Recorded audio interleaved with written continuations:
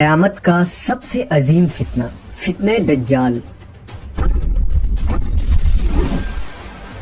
وہ جب ظاہر ہوگا تو ایک خاص قسم کی سواری پر سوار ہو کر نکلے گا۔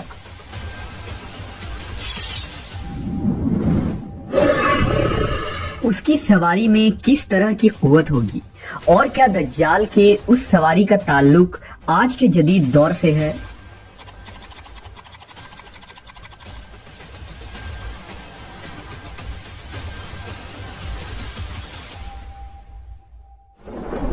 دجال امت مسلمہ کے لیے سب سے عظیم فتنہ قرار دیا گیا ہے۔ حضرت آدم علیہ السلام کی تخلیق سے لے کر قیامت قائم ہونے تک کوئی بھی فتنہ دجال کے فتنے سے بڑھ کر نہیں ہے۔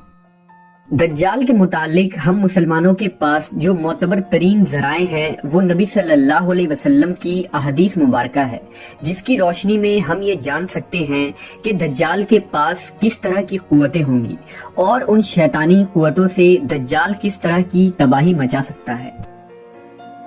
لہذا احادیث کی کتابوں میں حضرت ابن عباس، حضرت عبداللہ ابن مسعود اور ابن عمر رضی اللہ تعالیٰ عنہ سے دجال کی مخصوص سواری کے متعلق احادیث روایت کی گئی ہیں، جن کا مجموعہ یہ ہے کہ دجال اس وقت نمودار ہوگا جب لوگوں کی ایمانی حالت بہت کمزور ہو چکی ہوگی۔ دجال دنیا میں 40 دن گھومے گا، ان 40 دنوں میں ایک دن ایک سال کے برابر ہوگا اور ایک دن ایک مہینے کے برابر، جبکہ ایک دن ایک ہفتے کے برابر اور بقیہ ایام معمول کے مطابق ہوگا۔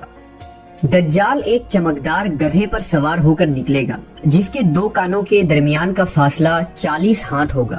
دجال اپنے اس سواری پر سوار ہو کر سمندر میں اس طرح داخل ہو جائے گا جیسے ایک گھوڑ سوار اپنے گھوڑے پر سوار ہو کر ایک تنگ ندی میں داخل ہو جاتا ہے۔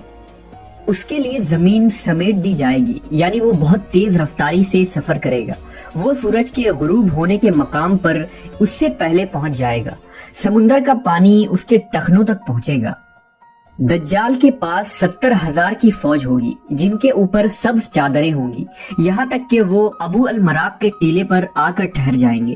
وہ ایسی بلند آواز دے کر سب کو بلائے گا کہ اس کو زمین و آسمان کے درمیان ساری مخلوق سنیں گے۔ پھر دجال ان لوگوں سے کہے گا کہ تم سب میری عبادت کرو، میں تمہارا رب ہوں۔ اس موقع پر رسول اللہ صلی اللہ علیہ وسلم نے فرمایا، تمہیں یہ پتا ہو کہ تمہارا رب ایک آنکھ والا نہیں ہو سکتا، بھلا وہ جو دوسروں کو آنکھیں دیتا ہے وہ خود کیسے بینائی سے محروم رہ سکتا ہے۔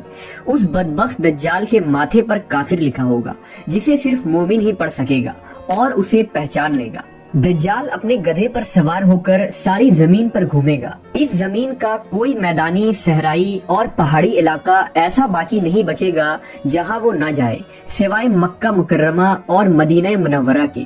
اللہ تعالیٰ ان دونوں جگہوں کے فرشتوں کے ذریعے حفاظت فرمائے گا۔ دجال جب وہاں داخل ہونا چاہے گا تو فرشتہ اس کا رخ پھیر دے گا۔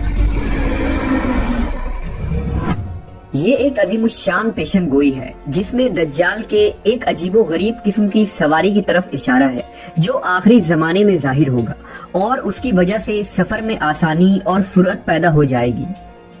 ان احادیث کے بنیاد پر یہودی خاص طور پر گدھے کی تعظیم کرتے ہیں اور وہ اپنے خفیہ عبادات میں گدھے کو ضرور شامل کرتے ہیں۔ بعض لوگوں کا یہ دعویٰ ہے کہ اپنے عبادت کے دن خفیہ طور پر یہودی ایک گدھے کو اٹھا کر بیت المقدس میں لے جاتے ہیں، جہاں مختلف رسم و رواج کے مطابق اس گدھے کو سجایا جاتا ہے۔ صحابہ کرام کے ذہن میں اس وقت یہ سوال ضرور آیا ہوگا کہ ایسا گدھا کہاں سے آ جائے گا جس کی لمبائی اور چوڑائی اتنی دیو قامت ہوگی، لیکن صحابہ کرام نے حضور سے اس حدیث کو جیسا سنا ویسا ہی یاد رکھا اور آج ہم تک یہ ساری احادیث پہنچی۔ علماء کرام کا کہنا ہے کہ اگر ہم یہ کہیں کہ قیامت کے قریب ایک ایسا گدھا پیدا ہو جائے گا اور یہ صفات اس میں پائی جائے گی تو یہ بات ناممکن نظر آتی ہے۔ پھر سوال یہ بھی ہے کہ دنیا میں وہ گدھی کہاں سے آئے گی جو اس قسم کے عجیب و غریب اور دیو قامت گدھا جنے گی، اور سمندر کا پانی اس کے ٹخنوں تک آئے، یہ بات عقل کے بعید ہے۔ کچھ محققین کے رائے کے مطابق دجال کی سواری کے لیے حدیث میں لفظ دابہ یا جانور کا لفظ استعمال کیا گیا ہے، اور وہ کسی بھی طرح کی سواری ہو سکتی ہے۔ لہذا محققین کے رائے کے مطابق ممکن ہے کہ دجال کی وہ سواری اڑن تشتری یا جدید ہوائی جہاز کی کوئی ایڈوانس شکل ہو۔ غرض یہ کہ ہم جانتے ہیں کہ آج کے اس جدید دور میں ہوا اور آواز کے رفتار سے کئی گنا زیادہ سپر سونک جہاز تیار ہو چکی ہے، اور اڑن تشتری کے قصے بھی پچھلے 100 سالوں میں بہت مشہور ہوئے ہیں، جن کو یو ایف او کہا جاتا ہے۔ ان یو ایف اوز کو دیکھے جانے کے واقعات زیادہ تر برموڈا ٹرائنگل کے نزدیک ہوئے ہیں، جو فلوریڈا کے قریب ہے۔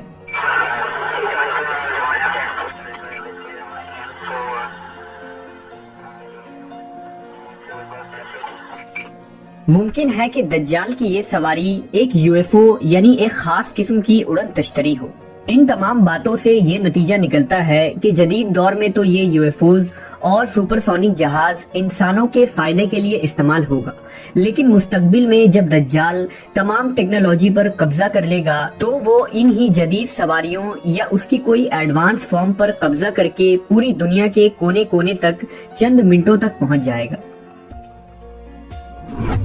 یہ تمام باتیں اس جانب اشارہ کر رہی ہیں کہ خروج دجال کا وقت اب زیادہ دور نہیں، بلا شبہ یہ فتنوں کا دور ہے، اور اس وقت انسانیت دجال اور دجالی قوتوں کے فتنہ عظیم کی طرف بڑھ رہی ہے۔ لہذا دجال، اس کے حمایتی اور اس کے قوتوں سے آگاہی رکھ کر ہی ہم اس فتنہ عظیم سے اپنی اور اپنے ایمان کی حفاظت کر سکتے ہیں۔